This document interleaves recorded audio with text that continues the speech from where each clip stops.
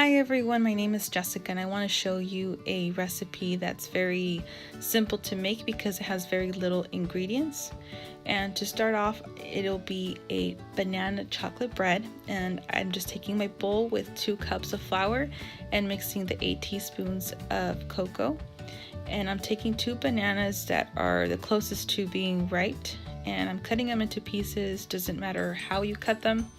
And then I will add the 3 teaspoons of baking powder and 2 teaspoons of the vanilla extract and the 2 eggs. And then from there I am slowly trying to cut the banana. I do not have a blender at this point, so I'm just doing everything by hand.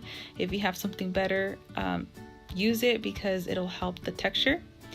And then I'm going to have a battle with it, so I went ahead and added the water.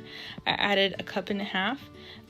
The milk will help to make it more creamy, so if you want to use milk, you can substitute that. And I did not add any additional sugar because it already has banana, and something I'm finding more practical is using condensed milk instead of sugar. Unless you like it very sweet, then you can add additional sugar, but I am going to use the whole can. And I'm just gonna pour it out and then start mixing it.